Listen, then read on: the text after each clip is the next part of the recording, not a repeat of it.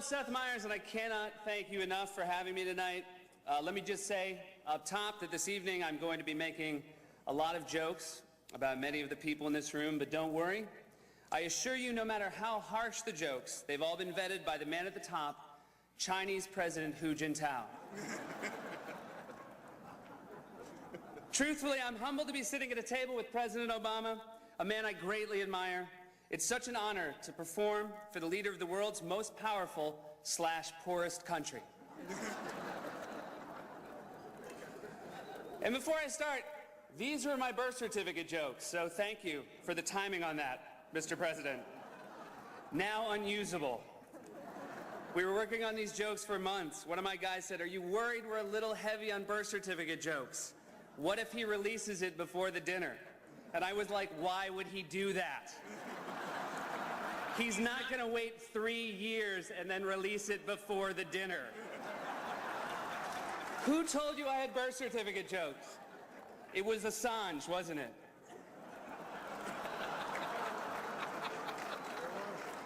Is Biden still vice president? Because if not, I'm down to thank you and God bless America.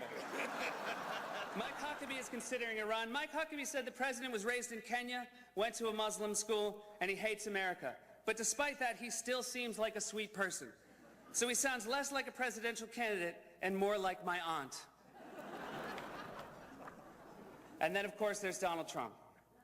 Donald Trump has been saying that he will run for president as a Republican, which is surprising since I just assumed he was running as a joke.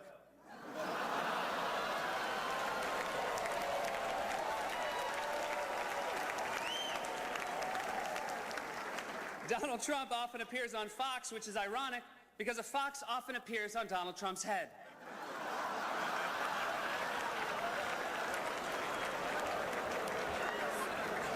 If you're at the Washington Post table with Trump and you can't finish your entree, don't worry, the fox will eat it. And if I can for a moment talk about the birther issue, when did we get so suspicious about where people were born? A USA Today poll last week said 38% of Americans think the president was definitely born in the U.S. In the same poll, in the very same poll, only 5% more said Donald Trump was definitely born in the U.S. Has it reached the point where Americans only think someone was born here if they saw it?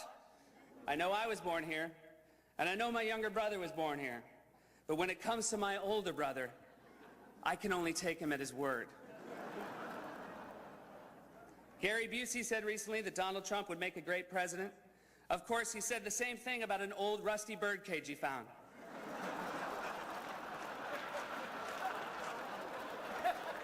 Donald Trump owns the Miss USA pageant, which is great for Republicans because it will streamline their search for a vice president.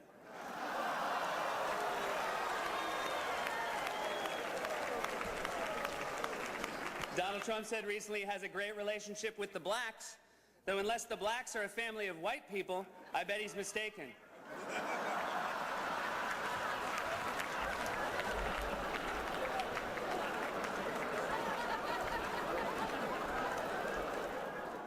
I like that Trump is filthy rich, but nobody told his accent.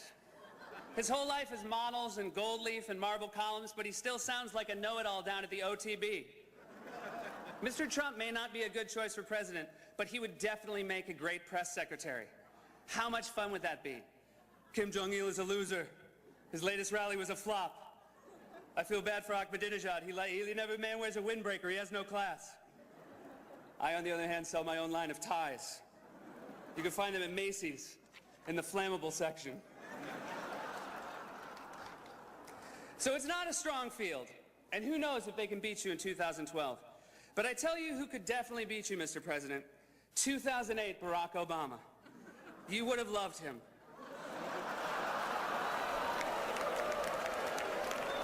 So charismatic, so charming. Was he a little too idealistic? Maybe. But you would have loved him. I still think we all remember that Inauguration Day. The First Lady was there. And may I say, for as beautiful as you looked that day, you look even more beautiful tonight.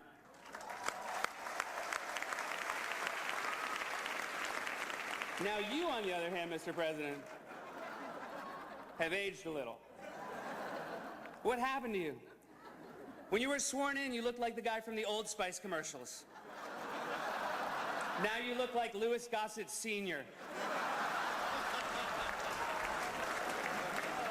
I've never said this to anyone before, but maybe you should start smoking again.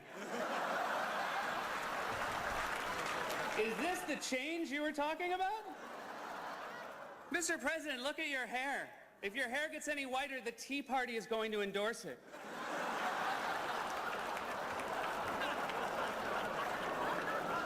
I'm going to get an angry voicemail from Ginny Thomas in 19 years.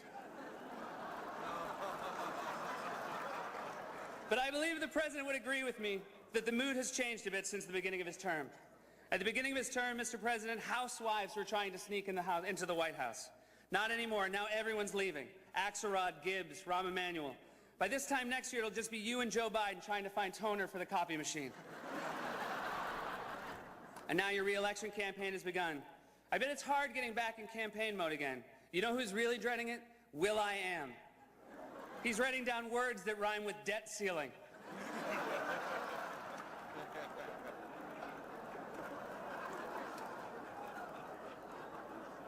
The Heritage Foundation projected that joke would get a standing ovation.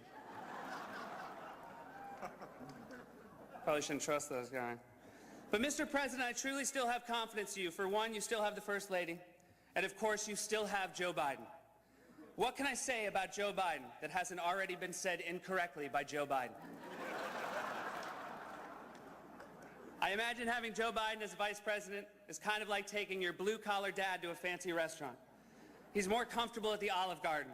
He talks a little too loud, he mispronounces the sauces, and you're always tempted to lean over to the waiter and say, "I'm sorry about him, he's from Scranton."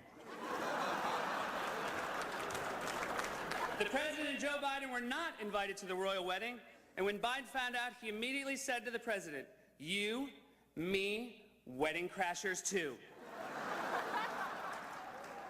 I'll book us 2 Amtrak tickets to London."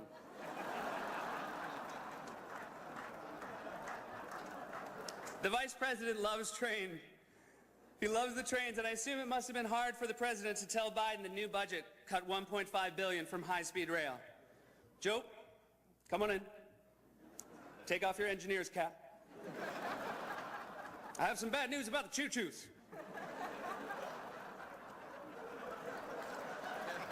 As he broke the news, one of the straps on Joe's overalls sadly drooped off his shoulder. On the subject of budgets, I would be remiss not to mention Paul Ryan. Paul Ryan introduced a budget plan that would overhaul Medicare and make deep cuts to other social and health care programs. Because he believes the American people have said loud and clear, "Stop using my tax dollars to take care of me." I noticed that his approach to the budget led many to praise Paul Ryan as a serious adult. And I have to say, nothing is more depressing about politics than the fact that adult is now a compliment. Adult is only a compliment to a child. I'm so proud of you. You acted like an adult tonight. I'm glad I brought you to my boss's house for dinner. You even cut your own meat like a big boy. Also, Congress, there are a lot of things you want us to be impressed by that we are not impressed by. We are not impressed that you sat next to each other at the State of the Union. You know what the rest of Americans call an evening spent politely sitting next to a person with wildly different political views? Thanksgiving.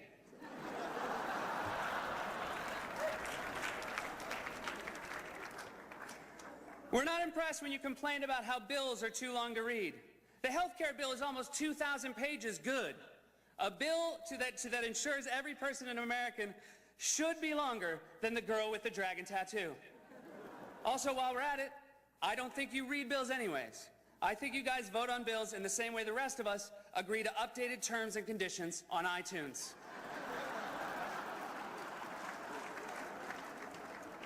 Well, I should wrap it up. I'm getting the red light. Not the red light that signals I'm out of time, but the red light that signals the C-SPAN handycam is running low on batteries. In all seriousness, I want to thank all of the journalists here tonight. I couldn't do my job if you didn't do yours. And it's fitting that this event happened on the same weekend as the royal wedding, because as I was watching the festivities, I couldn't help thinking how wonderful it is to live in a country where people don't wear hats like that.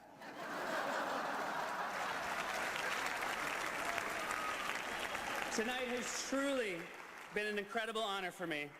America is the greatest country on earth and, at least when my speech started, was still a nation rated AAA by Standard & Poor's. Thank you and good night.